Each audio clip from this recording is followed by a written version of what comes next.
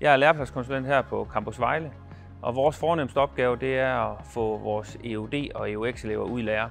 Vi har en række individuelle samtaler med hver enkelt elev, hvor vi arbejder meget målrettet med at finde lige præcis elevens ønsker, og så derved hjælper vi dem ud i lære.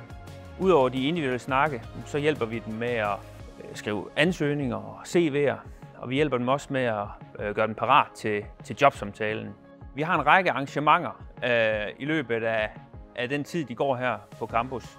Vi har en række karrierelæringschancer, hvor vi inviterer virksomheder herned og fortæller, hvad vil det sige at være elev i netop den branche. Vi afvikler jobdate nede i hallen, hvor vi inviterer et sted mellem 40 og 50 virksomheder herned, som simpelthen for at møde vores elever, og vores elever kan møde dem og høre om deres branche og den pågældende elevplads virksomheden har.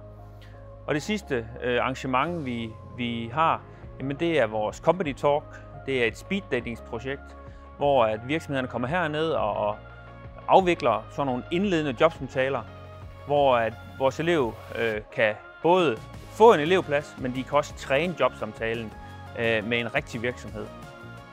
Så vi arbejder meget tæt sammen med de lokale virksomheder her i Vejle.